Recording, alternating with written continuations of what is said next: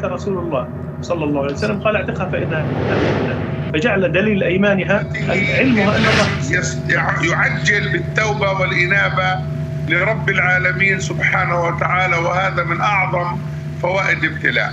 Assalamualaikum warahmatullahi wabarakatuh. Alhamdulillah rabbil alamin, wassalatu wassalamu ala asyrafil anbiya wal mursalin, nabiyina Muhammadin wa ala alihi wa sahbihi wa man tabi'ahum bi ihsanin ila yaumiddin. Ikhwatah pemirsa Fatwa TV yang semoga selalu dirahmati oleh Allah Ta'ala, kita kembali lagi ke program kesayangan kita, yaitu program Fatwa Masyayikh.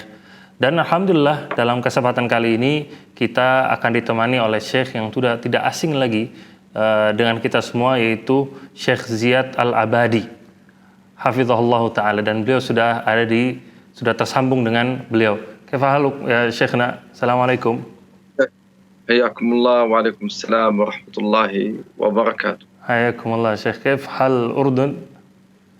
والله نسأل الله أن تكون بخير، الحمد لله. نسأل الله أن يحفظ إندونيسيا وبلاد المسلمين أجمعين يا رب العالمين. هل تخفف الجائحة؟ عندنا بدأت تخف الحمد لله. الحمد لله. طيب الشيخ بارك الله فيكم، عندنا بعض الأسئلة ونرجو التوجيه ونصيحة منكم بارك الله فيك. تفضلوا. Nah, pemirsa sekalian, sebagaimana yang sudah kita lalui sebelum-sebelumnya, insya Allah kita akan membacakan beberapa pertanyaan yang masuk ke kita akan tanyakan ke Syekh, dan kemudian nanti insya Allah jawaban yang akan beliau sampaikan nanti akan diterjemahkan insya Allah Ta'ala. Soal yang datang dari penanya di sini, soalnya adalah, Syekh, ana seorang janda dan ana mau menikah, sedangkan ayahku tidak mengizinkanku untuk menikah dengan lelaki yang saya inginkan. Maka apa hukumnya kalau saya meminta kepada hakim untuk menjadi wali pernikahan saya? Apakah ini diperbolehkan? Nah, Syekhna barakallahu fik. As-su'al minal mustami'in. Al-awwal qala mustami' wa qala sa'il, ya Syekhna ana armalah wa walidi la ya'zan li biz-zawaj bir-rajul alladhi uridu. Hal yajuzu li an atluba minal hakim an yakuna waliyan li zawaji?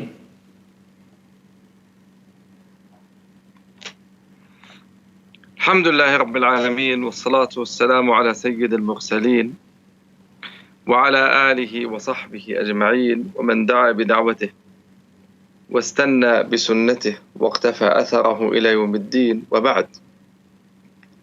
ابتداء عندنا مذهب جماهير العلماء أنه لا نكاح إلا بولي، ونص على ذلك رسول الله صلى الله عليه وسلم كما في حديث أبي موسى الأشعري في جامع الترمذي وغيره، قال عليه الصلاة والسلام لا نكاح إلا بولي. وأخبر أن النكاح إذا كان بغير ولي فهو باطل، حتى كرر ذلك فقال باطل باطل باطل. لكن إذا كان الولي قد أعضل المرأة، أعضل أي تسبب في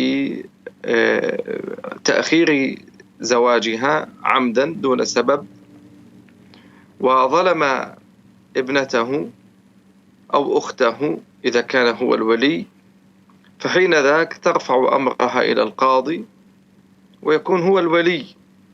وقد قال عليه الصلاة والسلام أنا ولي من لا ولي له، أنا ولي من لا ولي له. وهذا الذي ظلم وافترى بحيث أنه ظلم هذه المرأة بعدم تزويجها، القاضي ينظر في أمر هذه الفتاة وأمر هذا الولي ويدرس المسألة، فإن رأى وثبت عنده أن الولي قد فعل أمرا ليس له وظلم، فحين ذاك يكون هو الولي وهو الذي يعقد عقد النكاح، والله أعلم. Menerjemahkan jawaban dari Syekh Ziyad Al-Abadi. Dari pertanyaan pertama, beliau mengatakan, pertama-tama menurut pendapat jumhur ulama, bahwasanya pernikahan tidak sah kecuali dengan adanya wali. Oleh karenanya Rasulullah sallallahu alaihi wasallam pernah bersabda dan disebutkan dalam hadis Abu Musa al-Asy'ari secara tegas nas bahwasannya pernikahan tidak sah kecuali dengan adanya wali. Dan beliau menjelaskan bahwa pernikahan tanpa adanya wali adalah pernikahan yang batil. Dan beliau mengulangi ucapan batilnya itu sampai 3 kali diulang-ulang sebagai bentuk penegasan, penekanan.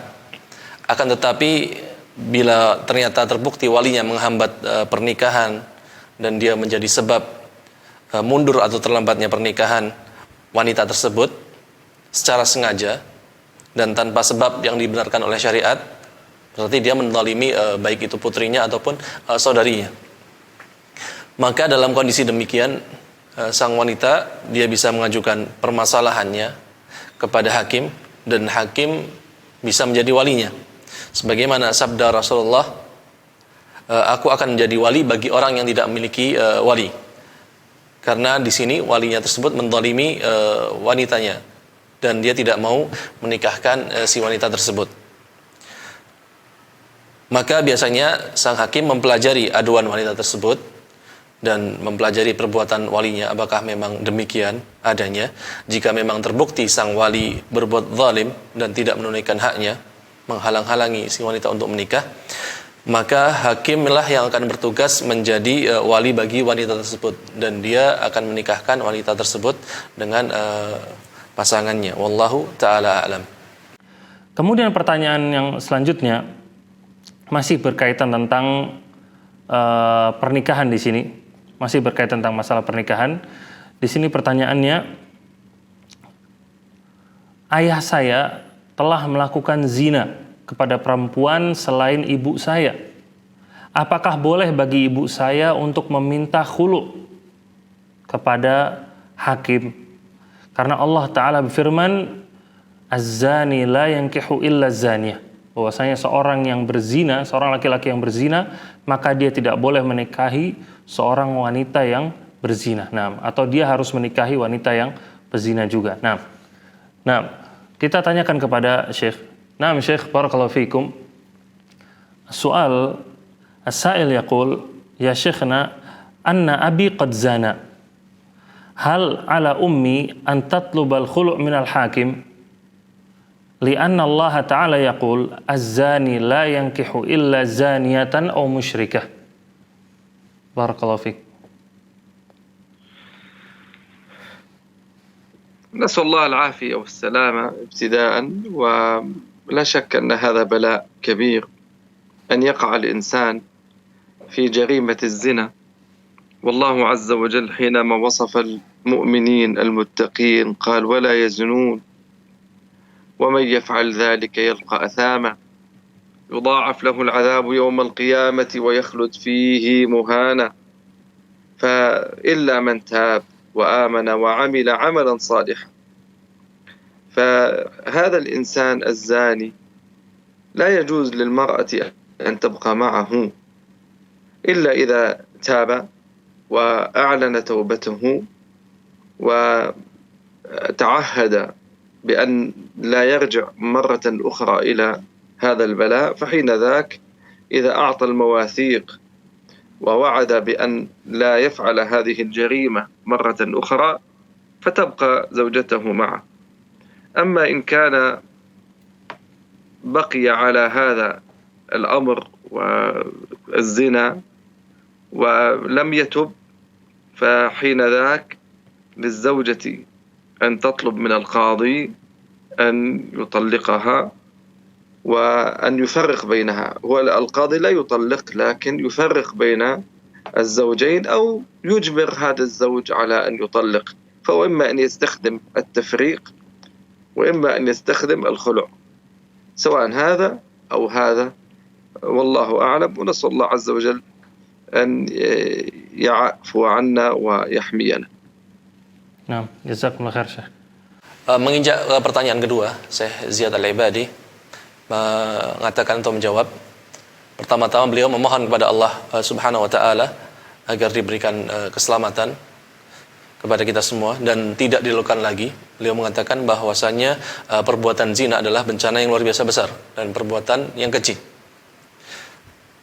Allah Subhanahu wa taala ketika memuji sifat orang-orang yang beriman dan bertakwa, Allah mengatakan mereka ini adalah orang-orang yang tidak berzina. Dan barang siapa yang berbuat zina akan mendapatkan balasan dosa yang sangat besar. Dan nanti akan dilipat gandakan siksaan baginya di hari kiamat. Dan dia akan kekal dan dalam keadaan terhina. Kecuali orang-orang yang bertaubat dan berbuat amal saleh. Dan seorang wanita atau seorang istri tidak sepantasnya tinggal bersama suaminya yang memang terbukti berzina. Kecuali bila memang sang suami tersebut telah bertaubat dari perbuatan zinanya dan dia mengikrarkan taubatnya dan berjanji tidak akan mengulanginya kembali, maka sang istri berhak melanjutkan hubungan pernikahannya dengan sang suami yang telah taubat tadi. Adapun bila sang suami terus menerus mengulangi perbuatan zinanya, terus berbuat zina dan belum mau bertobat atau tidak mau bertobat, maka di posisi ini atau kondisi ini istri berhak mengajukan permohonan cerai kepada hakim, dan hakim nanti bisa memisahkan keduanya. Betul, memang hakim tidak bisa menceraikan, namun hakim bisa memisahkan suami dengan istri, atau hakim bisa memaksa suami untuk menceraikan istrinya dengan cara hulu. Wallahu ta'ala a'lam. Nah, pemirsa sekalian, di pertanyaan yang berikutnya ada pertanyaan di sini. Nah, Syekh, saya mau bertanya tentang seorang anak hasil dari perzinahan. Apakah boleh anak tersebut nasabnya dinisbatkan kepada bapak aslinya? Dan apakah boleh bapak aslinya itu menikahkan anak tersebut? Naam Syekh, as-su'al ba'dahu كذلك يتعلق بالزواج. السائل يقول يسأل عن ولد الزنا، هل يجوز أن ينسب إلى أبيه، وهل يجوز لأبيه أن يزوجه؟ بارك الله فيك. ابتداء هذا السؤال خطأ بهذه الطريقة. من قال أن هذا والده أو أبوه حتى نقول ينسب لأبيه؟ لكن السؤال ينبغي أن يكون كالآتي: هل يجوز له أن ينسب إلى هذا الزاني الذي زنى؟ ولا نقول لأبيه، لأن الأبوة لا تثبت إلا بالفراش الشرعي، وقد جاء الحديث المتواتر عن رسول الله صلى الله عليه وسلم قال: الولد للفراش وللعاهر الحجر، الولد للفراش والعاهر الحجر، لا يجوز بإجماع الأمة لا خلاف بينها، لا يجوز أن ينسب الولد إلا إذا كان من خلال زواج شرعي أو شبه وطء. أما إذا كان بزنا فبالإجماع لا يجوز أن ينسب إلى هذا الرجل حتى لو أثبت الDNA وعلم المواريث وغير ذلك ما يسمى بالشفرة الوراثية. حتى لو أثبت أن هذا له فهو ليس له، فلا يعترف الإسلام بنسبة إلى رجل حتى لو كان 100% هو الذي زنى وليس غيره، وأن الولد من خلاله ومن طريقه. الإسلام يريد أن يقطع هذا الأمر بتاتا، فلا يعترف بنسبة أبدا إلا من خلال الزواج الشرعي أو ما يسمى بشبهة الوطء. أما بهذا الأمر فلا يجوز، وبالتالي هذا الولد لا ينسب إلى هذا الرجل الزاني حتى لو تزوج بأمه بعد ذلك أيضا لا ينسب له، والولد ينسب إلى أمه والله أعلم. Pertanyaan yang ketiga, Syekh Ziyad Al-Abadi rahimahullah wa hafizahullah ta'ala, beliau menjawab, pertama-tama bentuk pertanyaan yang diajukan tidak tepat, model pertanyaan tidak tepat, karena siapa yang mengatakan bahwa dia atau orang yang disebutkan tadi adalah bapaknya sampai berhak untuk dinasabkan kepadanya? Pertanyaan yang seharusnya yang benar adalah, apakah boleh baginya, bagi sang anak, untuk menasabkan dirinya kepada laki-laki yang berbuat zina tersebut, yaitu berbuat zina dengan ibunya. Karena yang namanya status bapak atau ayah hanya bisa didapatkan melalui pernikahan yang syar'i. Rasulullah SAW bersabda, anak yang lahir adalah milik pemilik kasur, yaitu suami. Adapun pezinanya mendapatkan kerugian. Dan ini sesuai dengan ijma umat ini, umat Islam. Tidak ada perbedaan di dalamnya. Semuanya meyakini bahwasanya anak hasil perbuatan zina tidak berhak dinasabkan kepada laki-laki yang menzinai ibunya. Seorang anak tidak boleh dinasabkan kecuali kepada seseorang yang memang menikah secara syar'i atau adanya syubhat dalam perkawinan. Adapun hasil zina sesuai ijma para ulama, maka tidak boleh dinasabkan pada laki-laki tersebut. Sekalipun hasil tes DNA misalnya membuktikannya, maka tetap anak tersebut bukanlah anak si pelaku zina tadi. Dan Islam tidak pernah mengakuinya, meskipun memang mungkin terbukti 100% secara ilmiah dia memang terbukti sebagai anak kandungnya, tapi Islam tidak mengakuinya sebagai anaknya karena tidak berasal dari pernikahan yang syar'i. Dan karena Islam ingin memutus perbuatan zina sama sekali, maka tidak memberikan celah untuk diberikan nasab kepada anak hasil hubungan zina. Tidak mengakui nasab anak hasil hubungan zina, dan hanya mengakui anak dari pernikahan yang syar'i atau ada subhat di dalam pernikahan atau perkawinannya. Sekalipun nanti misalnya laki-laki yang berzina dengan ibu sang anak tersebut menikahinya, maka tetap sang anak tersebut tidak berhak mendapatkan nasab dari pezina ibunya. Dia hanya berhak dinasabkan kepada ibunya. Dia berhak dinasabkan hanya kepada ibunya saja. Wallahu ta'ala alam. Nah, jazakallah khair, Syekh. Nah, pemirsa sekalian, pertanyaan yang berikutnya di sini penanya bertanya, Syekh, anak saya meninggal karena sakit waktu dia masih kecil. Maka apa nasihat dari Anda supaya saya bersabar atas musibah yang menimpa saya ini? Nah, Syekhna, soal ba'dahu, as-sa'il yaqul, ya Syekhna, waladi mata wa huwa saghir. Ma nasihatuka li hatta asbir ala hadhihi al-musibah? Jazakumullah khairan. ابتداء نقول لله ما أخذ وله ما أعطى وكل أجل كتاب فاصبري واحتسبي. والمرأة أصعب ما يكون عليها أن تفقد ولدها وكذلك الأب، ولذلك ألف العلماء في ذلك كما فعل السيوطي رحمه الله، فألف كتابا سماه برد الأكباد في فقد الأولاد.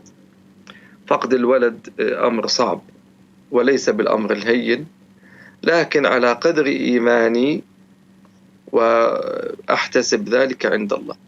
الذي يصبرني أمور. أما الأمر الأول فأن هذا الولد سيكون لي شفيعا إن شاء الله يوم القيامة. وقال عليه الصلاة والسلام: من مات له 3 من الولد، 3 كانوا له حجابا من النار، أي حجب من النار. قالوا: و2 يا رسول الله؟ قال: و2. قال الصحابي: والله لو قال أحدهم 1 لقال 1. فهذا الطفل إن شاء الله يكون حجابا وحاجزا وساحبا لوالديه إلى الجنة إن شاء الله. الأمر الثاني أن نعتقد ونعلم أن الدنيا هي دار ابتلاء ودار اختبار، يمتحن الإنسان المسلم على قدر دينه، فيبتلى بفقد ولد، يبتلى بفقد مال، بفقد منصب وغير ذلك مما يبتلى به الإنسان. فحين ذاك أنا أصبر وأحتسب. الأمر الثالث أن أسأل الله أن يعوضني خيرا. أم سلمة زوجة النبي صلى الله عليه وسلم لما مات زوجها أبو سلمة قال لها النبي صلى الله عليه وسلم: قولي اللهم آجرني في مصيبتي واخلف لي خيرا منها. تقول سلمة: فقلت في نفسي: ومن خير من أبي سلمة؟ قال: ثم قلتها فأخلفني بها رسول الله صلى الله عليه وسلم، أخلفني به وهو خير من أبي سلمة. فدائما حينما يبتلى الإنسان بمثل هذا يؤمل نفسه أن يعوض بخير وأن يرزق بخير، وكل ذلك إن شاء الله له الأجر والثواب في الصبر والاحتساب. والله سبحانه قال: وبشر الصابرين الذين إذا أصابتهم مصيبة قالوا إنا لله وإنا إليه راجعون. انظري يا أختي إلى الثواب، قال: أولئك عليهم صلوات من ربهم ورحمة وأولئك هم المهتدون. فتخيلي حينما تصبرين تحتسبين على فقد ولدك كيف يعطيك الله هذه الجوائز. عليهم صلوات من ربهم ورحمة وأولئك هم المهتدون. فنسأل الله أن يعوضك خيرا وأن يرزقك خيرا منه إن شاء الله سبحانه وتعالى. Pertanyaan berikutnya atau pertanyaan yang keempat, Syekh Ziyad Al-Abadi hafizahullah taala wa ra'ah, beliau mengatakan, pertama-tama aku sampaikan semuanya adalah milik Allah dan beliau mengambil apa yang beliau miliki dan beliau akan memberikan apa yang beliau nanti akan berikan kepada kita. Dan setiap ajal sudah ditentukan oleh takdir, dan setiap ajal sudah ada takdirnya. Maka bersabarlah dan berharaplah balasan pahala dari Allah Azza wa Jalla. Dan memang seorang wanita itu paling sulit bila dia harus kehilangan putranya. Demikian juga ayahnya. Sampai-sampai Imam As-Suyuti menulis kitab yang diberi nama Bardul Akbat fi Faqdil Aulad, yang pada intinya kitab ini berisi kesedihan kehilangan sang anak atau sang putra. Ketika dia kehilangan putranya, akan tapi keimanan seseorang nanti akan bisa menghibur ataupun menghilangkan kesedihan yang dirasakannya. Dan berikut ini beberapa perkara yang bisa menjadikan ibu tersebut bersabar terhadap cobaan kehilangan anak. Yang pertama, harus diyakini bahwasannya anakku atau anak yang meninggal itu akan menjadi pemberi syafaat bagiku di hari kiamat dan menjadi pelindungku dari siksa api neraka. Rasulullah SAW pernah bersabda ketika mengomentari seseorang yang kehilangan 3 putranya, maka beliau mengatakan 3 putranya ini akan menjadi tamengmu dari api neraka, menjadi pelindungmu dari api neraka. Kemudian para sahabat mencoba bertanya, bagaimana bila seandainya dia kehilangan 2 putra, wahai Rasulullah? Beliau pun menjawab, demikian juga bila kehilangan 2 putra. 2 putra ini akan menjadi pelindung baginya dari siksa api neraka. Kemudian para sahabat lainnya mengatakan, jika seandainya ada yang bertanya kembali, bagaimana bila seseorang kehilangan 1 putranya saja, maka bisa dipastikan Rasulullah pun akan menjawab, demikian juga bagi seorang yang kehilangan 1 putranya, maka 1 putra tersebut akan menjadi pelindungnya dari siksa api neraka. Poin yang kedua atau perkara yang kedua, harus kita yakini bersama bahwa dunia adalah tempatnya cobaan dan bala, dan seseorang yang beriman pasti akan diuji sesuai dengan kadar keimanan dan keislamannya. Baik diuji dengan kehilangan anak, kehilangan saudara, kehilangan suami, kehilangan harta dan jabatan dan lain sebagainya. Kemudian perkara yang ketiga ataupun poin yang ketiga, kita diminta untuk memohon dan meminta kepada Allah Azza wa Jal agar diberi ganti yang lebih baik. Sebagaimana dikisahkan bahwasanya Ummu Salamah, istri Rasulullah sallallahu alaihi wasallam, ketika kehilangan suaminya yang pertama itu Abu Salamah, Rasulullah mengajari Ummu Salamah berdoa dengan mengatakan, ucapkanlah, ya Allah, berikanlah bagiku pahala dan berikanlah pengganti yang lebih baik darinya. Maka Ummu Salamah pun mengatakan di dalam hatinya, siapa yang lebih baik dari Abu Salamah? Dan ternyata Allah menggantikan Abu Salamah dengan Rasulullah SAW. Ternyata Ummu Salamah menikah dengan Rasulullah setelah Abu Salamah meninggal. Dan seorang ketika diuji, dia seharusnya selalu berharap mendapatkan ganti yang lebih baik dan berharap mendapatkan rezeki yang terbaik. Karena Allah Subhanahu wa taala berfirman, berikanlah kabar gembira bagi orang-orang yang bersabar, yaitu ketika mereka ditimpa musibah, mereka mengucapkan sungguhnya kami milik Allah dan sungguhnya kepadanya kami akan kembali. Inna lillahi wa inna ilaihi raji'un. Lihatlah kepada pahalanya. Mereka mendapatkan doa dari Rabb mereka dan mendapatkan rahmat, dan merekalah orang-orang yang mendapatkan petunjuk.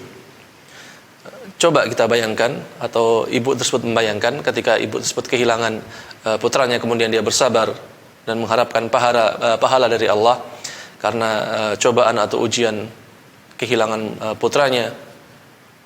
Bagaimana nanti hadiah ataupun ganjaran pahala berupa mendapatkan doa dari Rabbmu dan mendapatkan rahmat dan mendapatkan predikat sebagai orang-orang yang mendapatkan hidayah. Oleh karenanya di sini aku menutup, aku mohon kepada Allah Subhanahu wa taala agar memberikan kepada ibu tersebut rezeki yang terbaik dan memberikan ganti yang jauh lebih baik darinya. Subhanahu wa taala.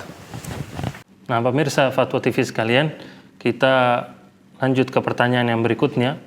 Di sini ada yang bertanya, ya Syekh, saya sering bersumpah dengan nama Allah Ta'ala, tapi sumpah tersebut di atas kebohongan, bukan di atas kejujuran. Apakah ada hukuman yang harus saya lakukan atau ada kafarat yang harus saya bayar? Dan bagaimana kalau saya mengulanginya terus-menerus? Apakah kafarat tersebut akan berlipat ganda? Nah, mari kita tanyakan. Nah, Syekhna, barakallahu fik. As-su'al anil halaf. As-sa'il yaqul, ana haliftu wa ana kadhib. Hal alayya kaffarah muayyanah? Wa kaifa law taqarrara hadzal halaf? Hal tudha'afu al-kaffarah? Jazakumullah khairan. هذا اليمين الغموس الذي يغمس صاحبه في النار. فإذا حلف الإنسان على أمر وهو يعلم أنه لم يحدث وقال قد حدث أو العكس، فهذا يمين كاذبة تغمس صاحبها في النار إلا إذا تاب منها. وجمهور العلماء على أن كفارة اليمين الغموس لا توجد، أي لا يوجد لكفارة اليمين الغموس كفارة، وإنما وهذا لشدتها، أي لشدة أمرها العلماء ما نصوا على كفارة لها، ولكن يتوب ويؤوب إلى الله سبحانه وتعالى. وإذا بنى على هذه اليمين الغموس حقوق فضاعت أو وضعت في غير مكانها، فهنا يجب عليه أن يتقي الله سبحانه وتعالى وأن يرد الحقوق إلى أهلها بأي طريقة تكون وبأي أسلوب يكون.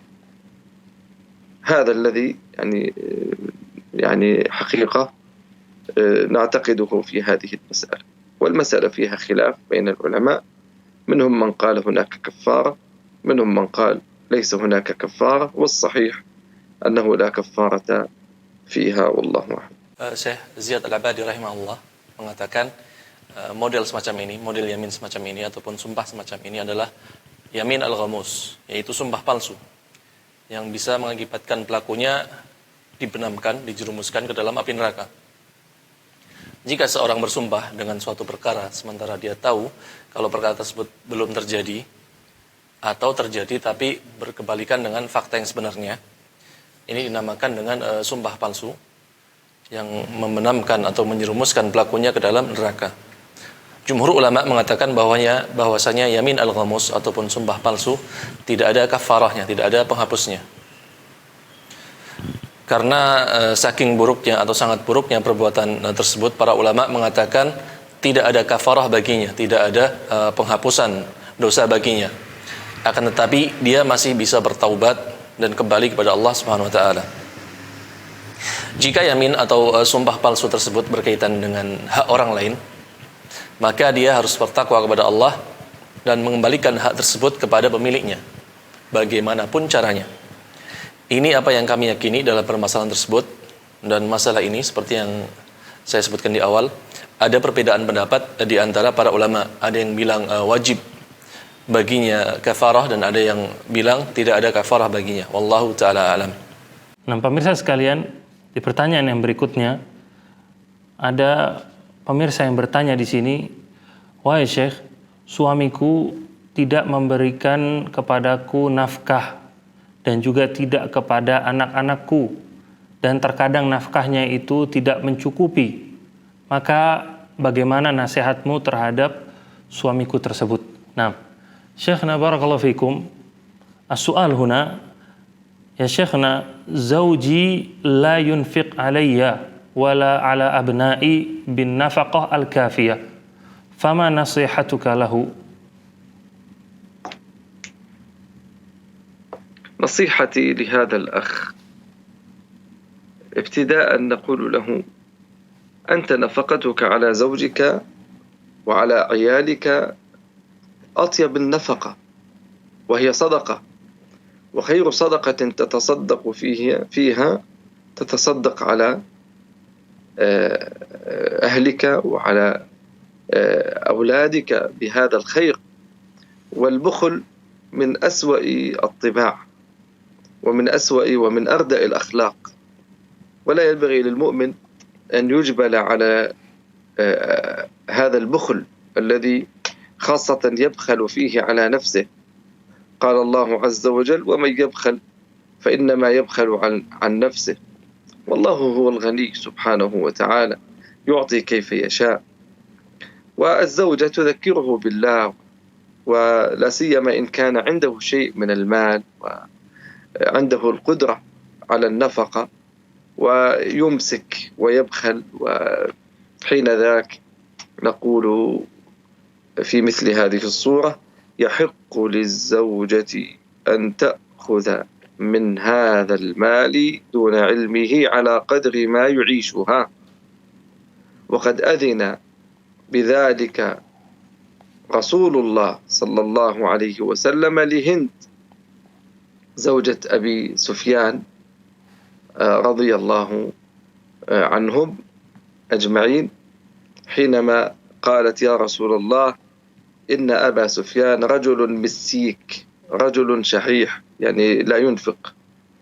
فقال: أفآخذ منه؟ قال: خذي منه على قدر عيالك، يعني على قدر ما يعيلك. فأذن لها النبي صلى الله عليه وسلم أن تأخذ من المال على قدر ما يحيجها دون زيادة ودون مبالغة، والله أعلم. Kemudian pertanyaan berikutnya, Syekh Ziyad Al-Abadi rahimahullah wa hafizahullah ta'ala, nasihatku untuk saudaraku ini, pertama-tama bahwa pemberian nafkahmu bagi istri dan keluargamu adalah sebaik-baik sedekah atau sebaik-baik nafkah. Karena sedekah yang terbaik adalah sedekah kepada keluargamu, kepada istrimu, kepada anak-anakmu. Dan bakhil ataupun pelit adalah sifat yang paling buruk dan akhlak yang paling hina. Dan tidak sepantasnya seorang mukmin memiliki sifat bakhil tersebut atau sifat pelit tersebut. Terlebih dia dipredikati orang pelit terhadap dirinya sendiri. Sebagaimana Allah berfirman, barang siapa yang bakhil atau pelit, sungguhnya dia pelit terhadap dirinya sendiri, dan Allah adalah zat yang maha kaya. Dia akan memberikan sebagaimana yang Allah kehendaki. Dan untuk sang istri, sudah sepatutnya bagi sang istri untuk mengingatkan suaminya untuk bertakwa kepada Allah Azza wa Jal, terlebih bila dia memang memiliki kecukupan harta. Suaminya adalah orang yang mampu dan dia mampu untuk menafkahi keluarganya, tapi dalam kondisi ini dia pelit dan tidak menafkahinya. Namun jika memang sang suami ini tidak mau berubah, tetap pelit, maka sang istri berhak mengambil harta suaminya tanpa sepengetahuannya, namun tentunya sesuai kadar kebutuhannya untuk bisa hidup yang layak. Hal ini sebagaimana yang Rasulullah sabdakan atau Rasulullah izinkan kepada sahabat wanita, yaitu Hindun, istri Abu Sufyan. Ketika Hindun mengadukan perilaku Abu Sufyan, Hindun mengatakan, "Wahai Rasulullah, bahwasanya Abu Sufyan adalah lelaki yang pelit atau suami yang pelit. Apakah aku boleh mengambil sebagian hartanya?" Rasulullah pun menjawab, ambillah sesuai kebutuhanmu dan juga kebutuhan anakmu. Di sini Rasulullah mengizinkannya untuk mengambil harta suaminya sesuai kebutuhannya, tentunya kebutuhan yang wajar, tanpa berlebih-lebihan. Wallahu ta'ala alam. Nah, jazakumullah khair Syekhna. Nah, kemudian soal yang berikutnya, dan ini soal yang menarik. Ini soal datang dari seorang dokter hewan. Nah, seorang dokter hewan di Kabupaten Magelang. Nah, di sini beliau bertanya, Assalamualaikum warahmatullahi wabarakatuh. Syekh, saya ini seorang praktisi dokter hewan. Dan saya terkadang mengoperasi telinga hewan supaya tampilannya jadi lebih bagus. Dan bagaimana hukumnya uang yang saya terima dari jasa pengobatan anjing? Terima kasih. Nah, mari kita tanyakan. Nah, Syekhna barakallahu fikum. Hada soal min tabibil hayawanat, Syekh. Nah. Was'al ya Syekhna ahyanan ujammil hayawan biqat'i ba'di adhanihi. Famal hukum ala dhalik? Wama hukmu akhdhil ujrah min ilajil kalab awal khinzir? Barakallahu fikum.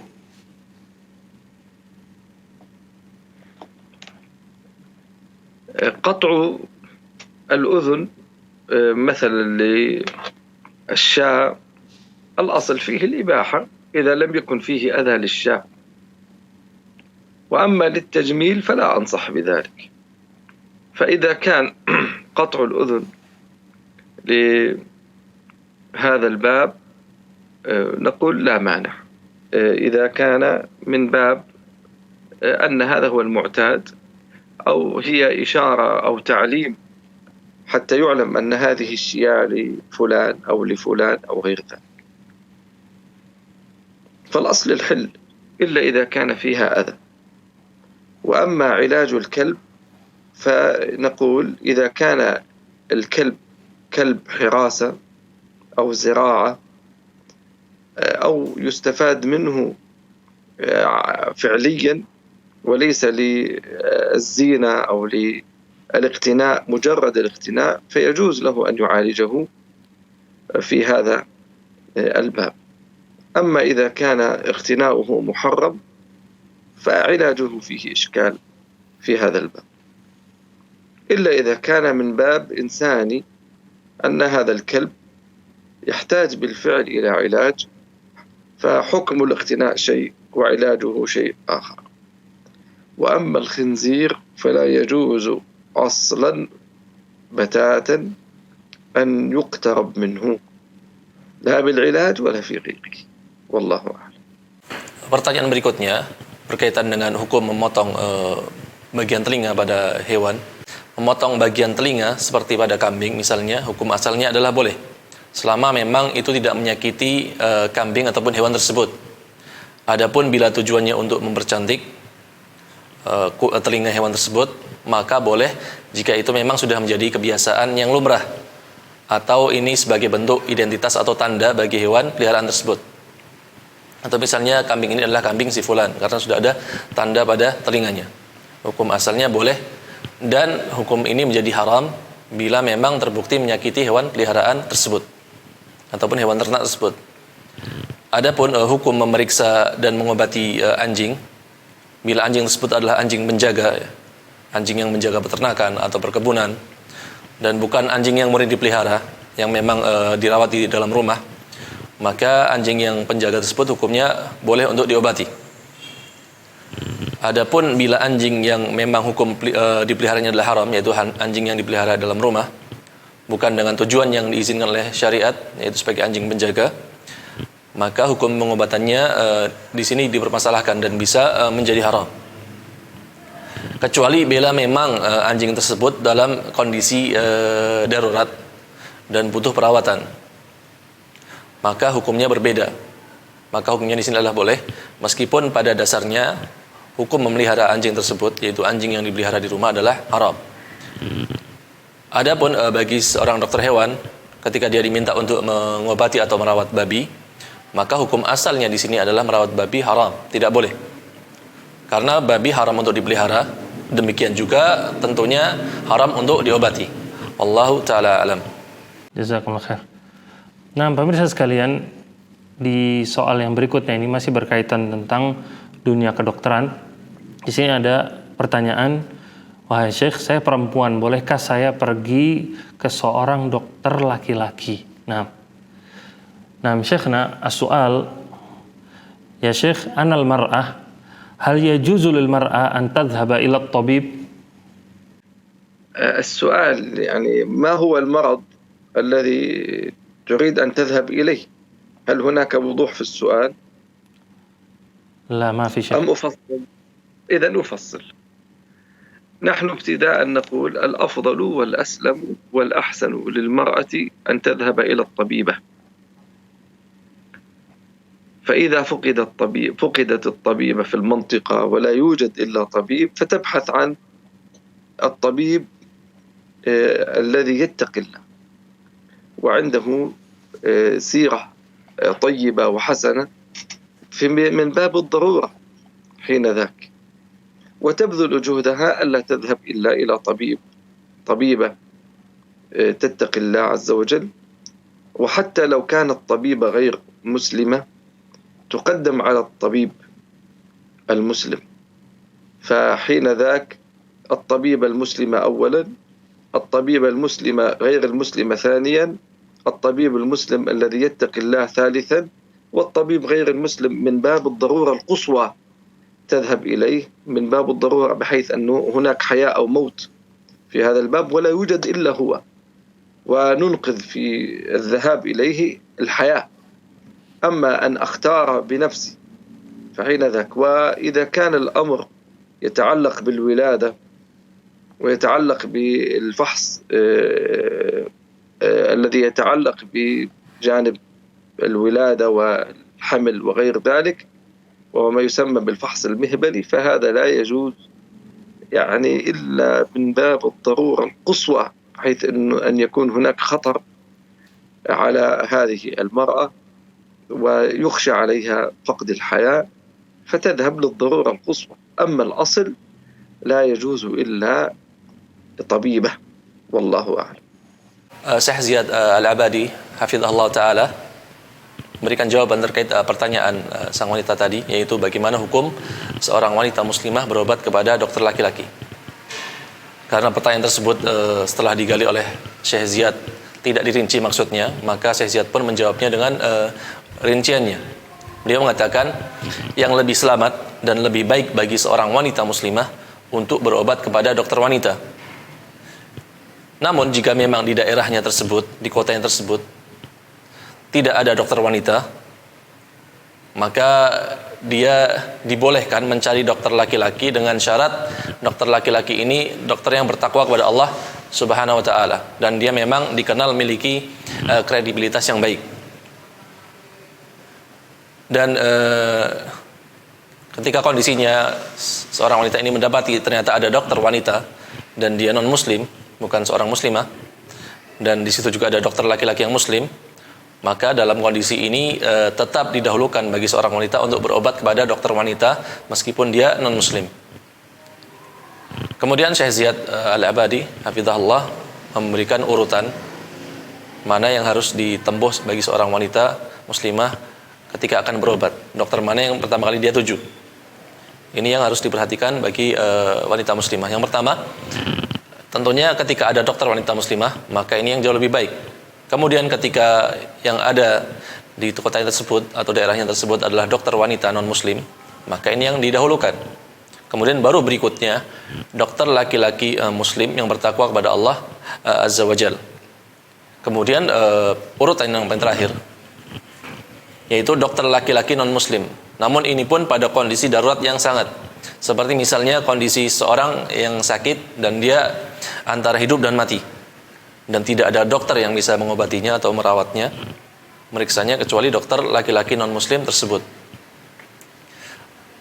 Kembali saya Ziyad merinci, adapun berobat atau memeriksakan diri untuk mengecek misalnya ketika seorang wanita hamil ataupun nanti dia mau melahirkan atau yang berkaitan dengan keduanya yaitu kehamilan ataupun persalinan, maka tidak boleh kepada dokter laki-laki manapun. Beliau mengecualikan kecuali memang kondisi sangat darurat, seperti adanya bahaya kehilangan nyawa, dan di kota tersebut tidak ada dokter wanita muslimah ataupun dokter wanita non muslim, maka kondisi darurat ini seperti ini menjadi pembolehan bagi seorang wanita muslimah untuk diperiksa ataupun berobat kepada seorang dokter laki-laki. Kembali beliau menegaskan, adapun hukum asalnya adalah tidak boleh untuk berobat kepada dokter laki-laki dan hanya dibolehkan kepada dokter wanita, namun dengan kondisi-kondisi tertentu, yaitu kondisi darurat. Syekh Zaid Al-Ibadi memberikan pengecualian. Wallahu ta'ala a'lam. Nah, Syekh jazakallahu khair. Nah, pemirsa sekalian, sekarang kita beralih ke pertanyaan-pertanyaan yang berkaitan tentang masalah akidah. Nah, di antara pertanyaan di sini, ya Syekh, bagaimana akidah Ahlussunnah wal Jamaah tentang nama-nama dan sifat-sifat Allah Ta'ala? Dan apakah mengingkarinya atau mentakwilnya itu termasuk berbicara tentang Allah tanpa ilmu?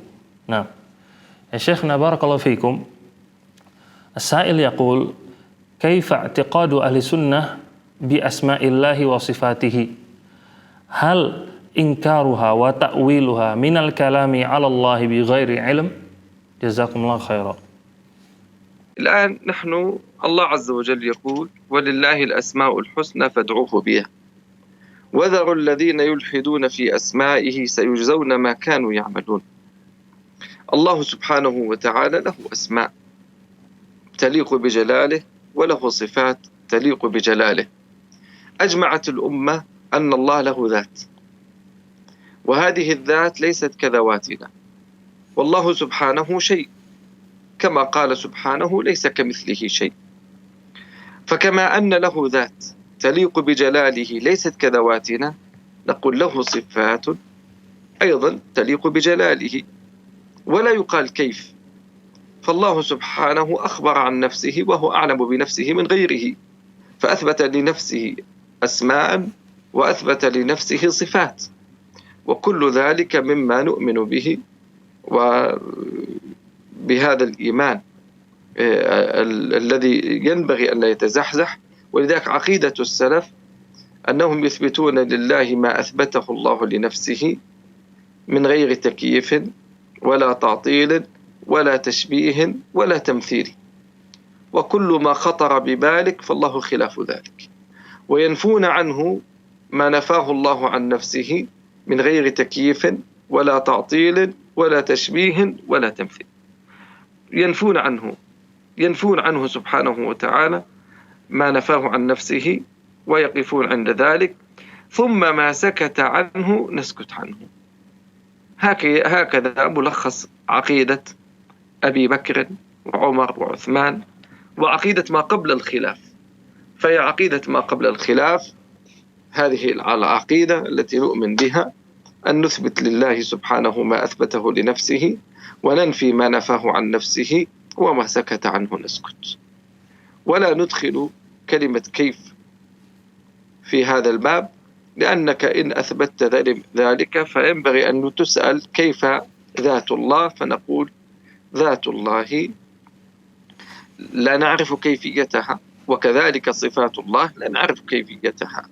فالله له يد تليق بجلاله، له عين تليق بجلاله، استوى على العرش كما أخبر عن نفسه، كما قال الإمام مالك الاستواء معلوم أي معلوم المعنى، والكيف مجهول، والإيمان به واجب أي الإيمان بهذه الصفة واجب، والسؤال عنه بدعة. ونؤمن أن الله عز وجل ينزل نزولا يليق بجلاله سبحانه في كل ليلة، ولا يعلم ذلك إلا الله أي كيفية ذلك، والله سبحانه خارج المتصور. ولو أضرب لكم مثالا يا إخواني، أن مجرد وجود المصطلح بين الأشياء لا يعني أن تتماثل. يعني هذه يد والهاتف له يد، والباب له يد، والبعوضة لها يد، والأسد لها يد. إذا اجتمعت جميعا كلها في كلمة يد، هل يعني أنها تماثلت وتشابهت؟ فإذا كان هذا بين المخلوق والمخلوق فكيف بين المخلوق والخالق سبحانه جل في علاه؟ ولذلك لماذا افترضنا أننا إذا أثبتنا كلمة يد لله أننا نشابه بذلك خلقه؟ أبدا، والله سبحانه قال بل يداه مبسوطتان ينفق كيف يشاء. وقالت اليهود يد الله مغلولة غلت أيديهم ولعنوا بما قالوا بل يداه مبسوطتان والله أعلم فيها. Syekh Ziyad Al-Ibadi terkait pertanyaan ini beliau mengatakan, beliau mengutip firman Allah. Allah berfirman, dan Allah memiliki nama-nama yang mulia, nama-nama yang indah. Berdoalah dengan nama-nama tersebut dan tinggalkanlah orang-orang yang berbuat ilhad atau penyimpangan pada nama-nama Allah. Sesungguhnya mereka akan dibalas sesuai dengan amal perbuatan yang mereka lakukan. Dan perlu kita ketahui, Allah memiliki zat, sebagaimana ini adalah ijma umat ini, kesepakatan umat Islam bahwasanya Allah memiliki zat. Dan zat Allah tidak sebagaimana zat kita makhluknya. Sebagaimana Allah memiliki zat yang sesuai dengan keagungannya dan kemuliaannya, maka kita katakan demikian juga dengan nama-nama Allah dan juga sifat-sifatnya. Dan kita tidak boleh mempertanyakan seperti apa atau menanyakan hakikatnya. Ketika Allah mengabarkan tentang dirinya, dan tentunya Allah yang maha tahu mengenai dirinya, dan Allah telah menetapkan bagi dirinya nama-nama dan juga sifat-sifatnya, maka kita sebagai seorang muslim, seorang mukmin, kita wajib mengimaninya. Kita tidak boleh goyah dalam keimanan tersebut. Oleh karena itu, akidah salaf adalah dalam permasalahan ini adalah menetapkan apa yang telah Allah tetapkan bagi dirinya tanpa takyif, tanpa kita menanyakan hakikatnya atau bagaimana ataupun cara dan sebagainya. Kemudian ta'til tanpa kita menihilkan bahwasanya Allah itu memiliki sifat tersebut, atau tasbih menyerupakan dengan sifat makhluknya, atau tamtsil bahkan menyamakan dengan sifat makhluknya. Dan apa saja yang terlintas di pikiranmu, wahai sang penanya, mengenai sifat Allah, maka Allah tidak seperti yang engkau pikirkan. Demikian juga di antara akidah salaf adalah Allah menafikan apa yang Allah nafikan bagi dirinya tanpa takyif, ta'til, tasbih dan juga tamtsil. Dan adapun apa saja yang Allah diamkan dan tidak Allah kabarkan sama sekali baik dalam Al-Qur'an ataupun As-Sunnah, maka kita juga mendiamkannya. Kita diam dalam permasalahan tersebut. Inilah intisari ataupun rangkuman akidah Abu Bakar, Umar, Utsman dan Ali. Dan inilah akidah yang benar sebelum terjadi perselisihan dalam akidah tersebut. Kita wajib menetapkan, menafikan dan juga mendiamkan sebagaimana Allah menetapkan bagi dirinya, menafikan dari dirinya dan juga mendiamkan dalam permasalahan tersebut. Dan tidak boleh kita bertanya seperti apa hakikatnya atau bagaimana hakikatnya. Oleh karena itu, ketika kita ditanya bagaimana zat Allah, maka kita katakan kita tidak mengetahui bagaimana zat Allah. Demikian juga bagaimana tentunya dengan sifat-sifatnya. Ketika Allah menetapkan memiliki tangan sesuai dengan keagungannya, Allah memiliki mata sesuai dengan keagungannya, Allah beristiwa di arsy-Nya, maka kita harus menetapkan seperti yang ditetapkan oleh Imam Malik, bahwa istiwa diketahui maknanya dan tidak diketahui hakikat istiwanya Allah itu seperti apa. Dan kita diminta beriman dengannya adalah wajib, dan bertanya tentang hakikat atau bagaimana istiwanya Allah adalah bid'ah. Sebagaimana Allah juga turun ke langit di sepertiga malam terakhir sesuai dengan keagungannya, dan tidak ada yang mengetahui bagaimana cara turunnya Allah melainkan hanya Allah semata. Akan aku berikan contoh untuk lebih mudah dipahami bahwa persamaan nama dan juga persamaan istilah tidak mengharuskan persamaan bentuknya. Seperti misalnya tangan ini. Dan kita ketahui bahwasanya hewan-hewan memiliki tangan seperti nyamuk misalnya, singa, monyet dan sebagainya. Apakah ini artinya bentuk tangan kita sebagai manusia dengan hewan-hewan tersebut adalah sama? Tentunya berbeda. Karena sebagaimana kita ketahui, ketika ada perbedaan dalam hakikat bentuk tangan, meskipun nama yang sama atau istilah yang sama, kita dengan makhluk Allah lainnya, maka lantas bagaimana antara Khalik yaitu Allah dengan makhluknya? Tentunya Allah memiliki tangan yang sesuai dengan keagungannya dan jauh lebih utama dan lebih agung daripada tangan makhluknya subhanahu wa ta'ala.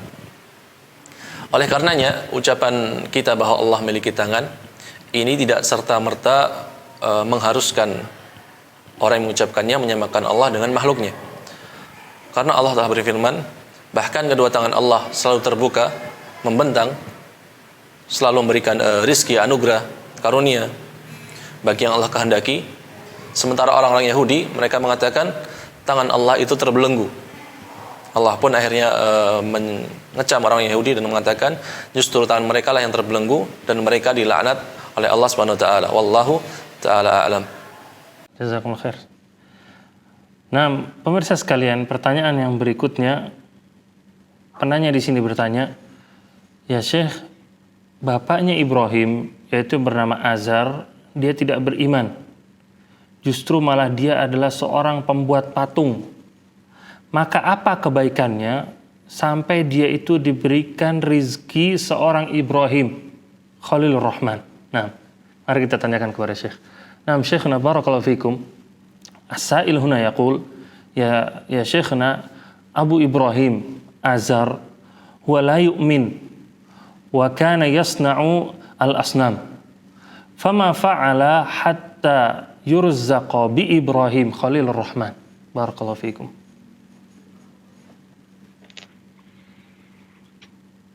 هذا سؤال غريب وعجيب. ومن قال أنه يشترط أن الصالح لابد أن يلد الصالح وأن الفاجر يجب أن يلد الفاجر، هذا سؤال خطأ ابتداء. والله سبحانه يقول يخرج الحي من الميت ويخرج الميت من الحي. وكم من صالح، كثير من آباء الأنبياء كفار وغير مسلمين كثير. وحتى إبراهيم عليه السلام حينما كان يدعو لوالده قال وما كان استغفاره، ويستغفر لوالده قال وما كان استغفار إبراهيم لأبيه إلا عن موعدة وعدها إياه. فلما تبين أنه عدو لله تبرأ منه. فحين ذاك لا علاقة لقضية أن يلد الكافر المؤمن أو المؤمن الكافر. والناظر في نوح عليه السلام في ولده الكافر، وقد أنجب أولادا بعضهم آمن وبعضهم كفر. فهل هذا نقص في نوح حينما يولد له ولد كافر؟ يا بني اركب معنا ولا تكن مع الكافرين. قال سآوي إلى جبل يعصمني من الماء قال لا عاصم اليوم من أمر الله إلا من رحم وحال بينهما الموج فكان من المغرقين. فهذا أصل في مثل هذه المسألة والله أعلم.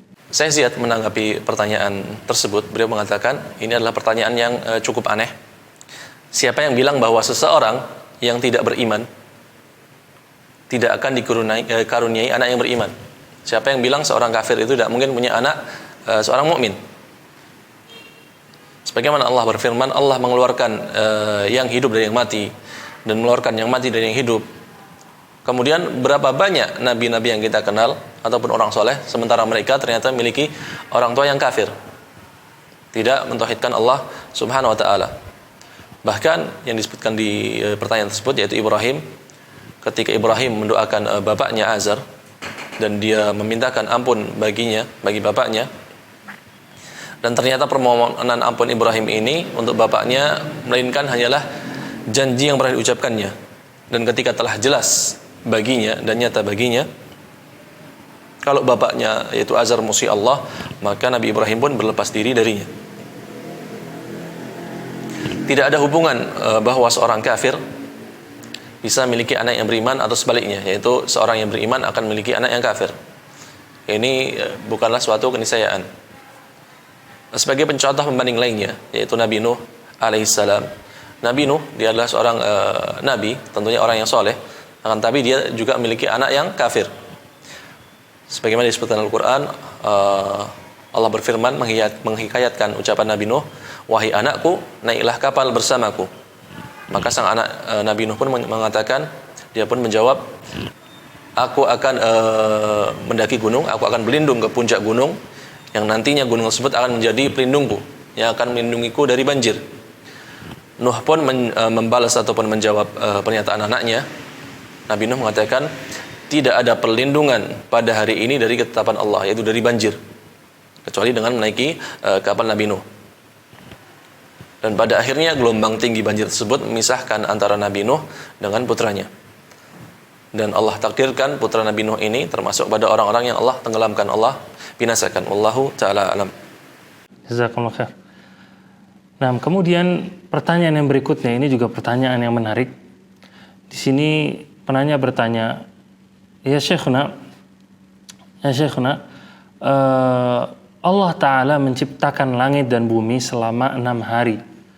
Dan apakah yang dimaksudkan 6 hari di sini 6 hari di dunia atau 6 hari di akhirat? Nah, ini juga pertanyaan yang menarik. Nah, Syekhuna, barakallahu fikum. As-sa'il huna yas'al an tafsir al-ayah. Anna Allah Ta'ala dzakara fil Qur'an annahu khalaqas samawati wal ard fi 6 ayyam. Fahal maqsud huna fi tulil ayyami dunyawiyah aw al-ukhrawiyah? جزاكم الله خيرا. الذي مال له كثير من الفقهاء والعلماء أن 6 أيام أيام الدنيا، وهذا هو الراجح في هذه المسألة، والمسألة فيها شيء من الخلاف، لكن هذا الراجح أنها أيام الدنيا. وذكر العلماء الخلاف في هذه المسألة، من أحب أن يرجع إلى موطنها. وسواء كانت أيام الدنيا أو أيام الآخرة فالله خلقها، فأين المشكلة يعني؟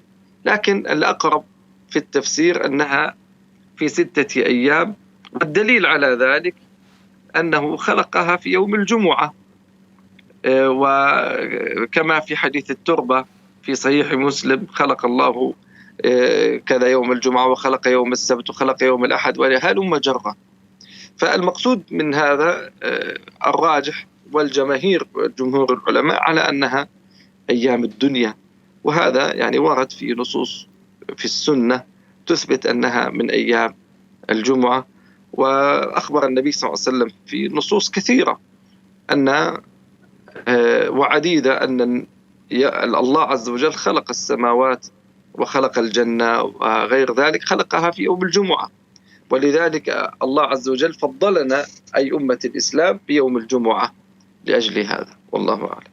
Kembali Syekh Ziyad Al-Ibadi memberikan jawaban terhadap pertanyaan ini, yaitu beliau mengatakan berkaitan dengan Allah menciptakan langit dan bumi dalam 6 hari. Beliau mengatakan pendapat yang diambil oleh sebagian besar ulama atau jumhur ulama bahwa maksud 6 hari tersebut adalah 6 hari di dunia. Ini adalah pendapat yang rajih. Meskipun tentunya di sini ada perbedaan pendapat di antara para ulama. Dan kalaupun ini dipermasalahkan, tentunya tidak ada pengaruhnya antara 6 hari dunia atau tidak, atau bukan di dunia, karena Allah telah menciptakan langit dan bumi.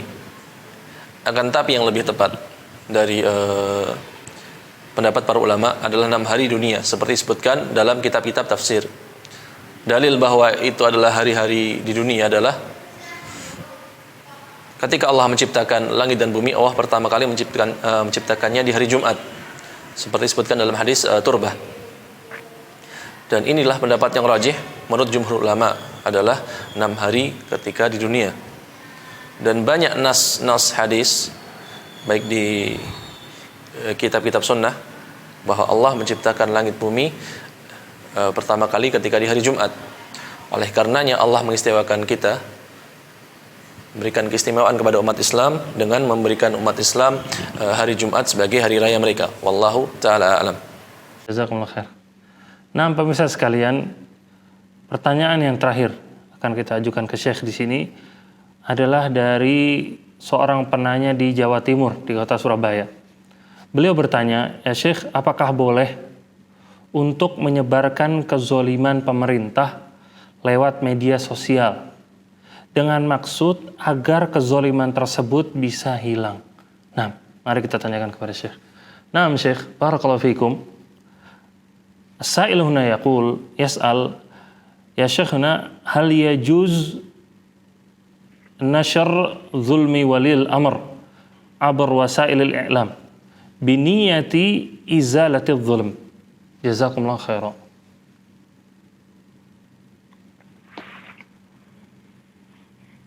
هذه المسألة فيها خلاف وفيها تفصيل بين العلماء، لكن الأمر فيها ترجع إلى المصالح والمفاسد. ابتداء الإنسان أول ما ينشغل بإصلاح نفسه ويتقي الله عز وجل في نفسه. وانشغال الإنسان خاصة المبتدئ انشغاله بغيره فيه إشكال، وخاصة في بدايات علمه وبداية طلبه. فأول ما ينشغل الإنسان ابتداء بنفسه، ثم بعد ذلك الأصل أن تكون النصيحة ولي الأمر، أن تكون بالسر وألا تكون بالجهر. وولي الأمر درجات، فإذا كان الولي الأكبر يكون الأمر فيه أشد، وإذا كان الولي دونه، يعني مثلا الفرق بين رئيس الدولة وبين الوالي على مقاطعة، فكلما ارتفعت درجة هذا الولي يكون الحرص على النصيحة بالخفاء ودون الجهر أفضل وأحسن، وهي أبعد عن أن يكون هناك انتقام في غير مكانه أو سوء ظن أو نحو ذلك. هذا أصل في هذه المسألة. وغالب من يستخدم النصيحة، ولا أقول نصيحة، نشر الفساد ونشر كذا، ما في مشكلة. لا مانع أن تعترض، هو نقطة، لا مانع أن تعترض على أمور تحدث من منكرات، لكن دعك من الأسماء ما استطعت إلى ذلك سبيلا. يعني مثلا رأيت أمرا منكرا حصل في المكان الفلاني، أنكره كفعل واذكر كلام العلماء عليه وبين أمره، وابتعد قدر الإمكان عن المسميات، خاصة إذا كان الأمر يتعلق بأولياء الأمور. هذه نصيحتي، لأن ذلك ما جر إلا شرا على شر، لا سيما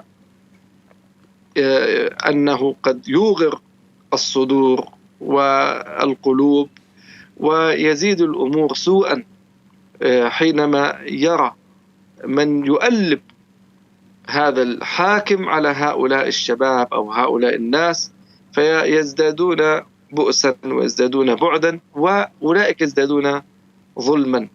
فالأصل فيها الروية والهدوء وحسن الخلق، ولا مانع ذلك من الإنكار وبيان الحكم الشرعي، لكن يكون هذا لأهل العلم، ويكون لأهل الفضل وطلبة العلم الأقوياء الذين عندهم من العلم والمحاججة والدليل ما يستطيعون به إيقاف هذا المنكر، ما استطاعوا إليه ذلك سبيلا. وقدر الإمكان يبتعد الشباب خاصة المبتدئين عن مثل هذه الأمور، وينشغلوا في تأسيس أنفسهم بالعلم، العلم والسير في ركاب العلم، ويتركوا هذه المسائل للكبار، فالمسائل الكبار لا يتكلم فيها إلا الكبار، والله أعلم.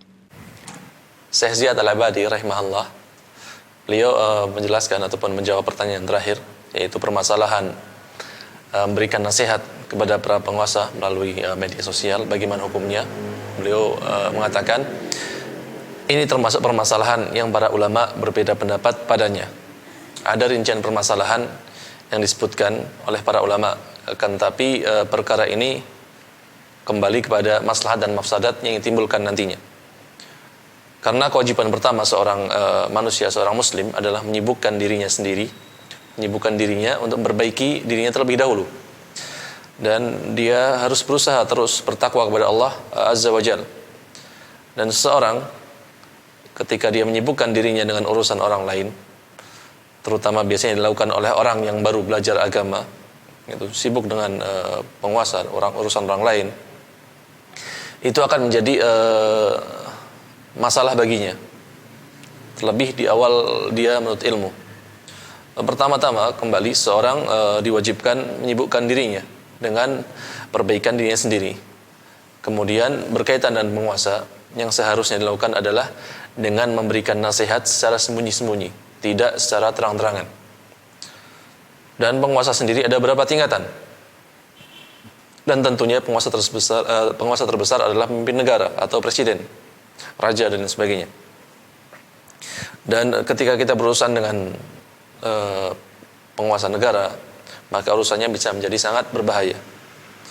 Dan berbeda halnya bila penguasa tersebut di bawah presiden seperti gubernur atau wali kota, bupati.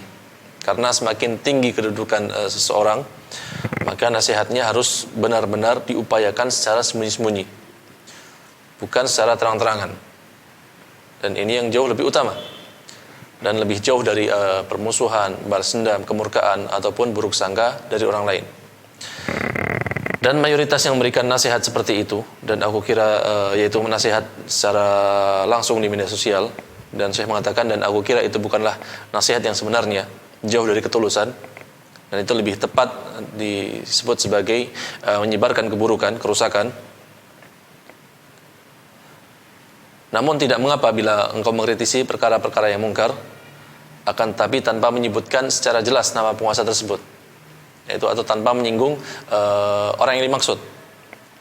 Dan jauhilah penyebutan namanya secara langsung atau menudingnya langsung, karena biasanya hal tersebut justru mendatangkan keburukan, mafsadat, bahkan nanti kemudian berikutnya menjadi keburukan yang lebih besar, dan bahkan bisa menghasut hati, memperburuk keadaan, memperburuk permasalahannya. Ketika melihat penguasa tersebut mulai diingkari, dimusuhi, dan ketika pengingkaran ini pun akhirnya disambut oleh para pemuda atau memicu penolakan untuk taat dari para pemuda. Tentunya hal ini akan semakin menambah bencana dan kezaliman yang lainnya. Karena pada asalnya menasihati para penguasa adalah dengan sikap yang tenang, kalem, dengan lemah lembut, secara sembunyi-sembunyi, sopan santun. Dan tidak mengapa mengingkari kemungkaran penguasa bagi seseorang, atau tapi ini hanya menjadi urusan para ulama dan ahli ilmu yang mereka memang kompeten dalam bidang keilmuannya, yang mereka memiliki hujah dan dalil untuk bisa menghentikan misalnya kemungkaran penguasa tersebut sesuai kemampuan ataupun kapasitas yang mereka miliki.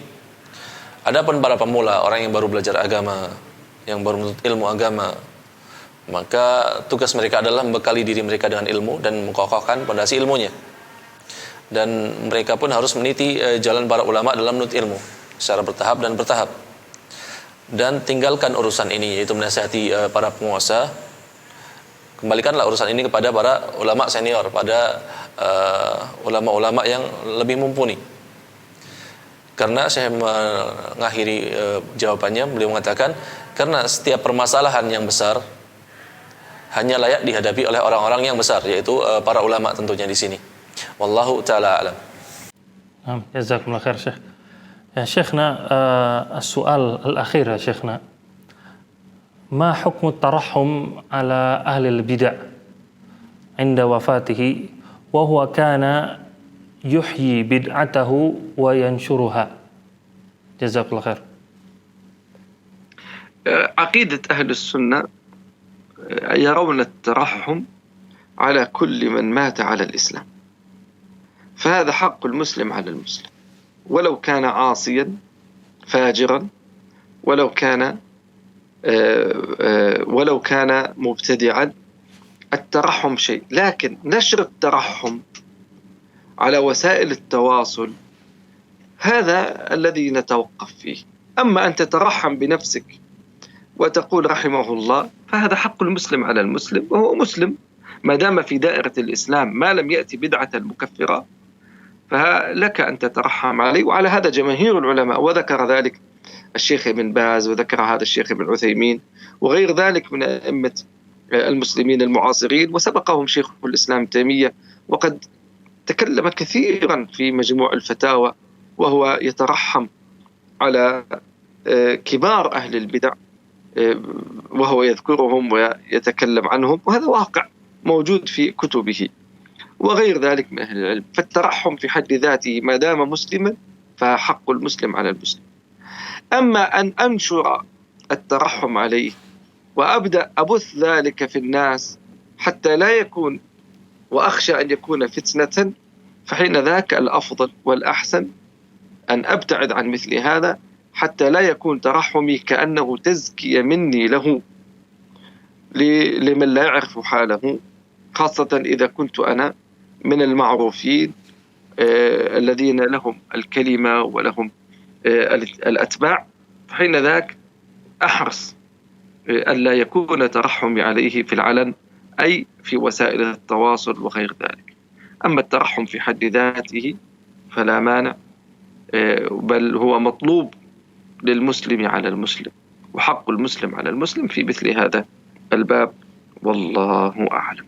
Saya Ziyad Al-Ibadi menjawab pertanyaan terakhir dari moderator atau Ustadz Ega. Beliau mengatakan permasalahan mendoakan seorang muslim yang meninggal dengan ucapan rahimahullah, semoga Allah merahmatinya, ini adalah sebuah keharusan, dan ini memang haknya seorang muslim yang meninggal, sekalipun misalnya dia seorang pelaku maksiat, pelaku dosa besar, pelaku bid'ah, selama bid'ahnya bukan bid'ah yang meloloskannya dari Islam, maka orang-orang ini mereka semua berhak mendapatkan doa agar dirahmati Allah, karena mereka adalah seorang muslim, dan di antara hak seorang muslim adalah kita mendoakannya. Namun yang menjadi permasalahan adalah ketika ucapan rahimahullah ini kepada si mayit disebarkan melalui media sosial, menyebarkan doa rahimahullah melalui media sosial. Dalam hal ini Syekh Ziyad mengatakan aku memilih untuk bertawakuf, tidak memberikan pembolehan atau larangan secara tegas. Karena pemberian doa rahimahullah kepada seorang muslim yang meninggal adalah kebiasaan para ulama seperti Syekh bin Baz, Syekh Ibnu Utsaimin, selama memang seorang muslim tersebut bukan pelaku bid'ah yang menjadikannya sebagai seorang yang keluar dari agama Islam ataupun kafir. Bahkan Syekhul Islam Ibnu Taimiyah di dalam kitabnya Majmu' Fatawa banyak menyebutkan doa-doa agar seorang muslim yang meninggal yang beliau kenal di dalam kitabnya tersebut dirahmati Allah Subhanahu wa taala. Pada dasarnya mendoakan rahmat Allah bagi seorang muslim termasuk hak-haknya muslim tersebut. Adapun menyebarkan doa seorang muslim yang meninggal agar dirahmati Allah di medsos, media sosial, sebaiknya dijauhi ataupun dihindari, supaya jangan dikira nanti misalnya aku mendoakan seorang yang dia itu dikenal sebagai pelaku bid'ah, nanti dikira doaku ini adalah sebagai bentuk tazkiyah ataupun rekomendasi pembenaran terhadap si mayit. Sementara di luar sana ada orang yang tidak paham dengan kondisi si mayit sebenarnya.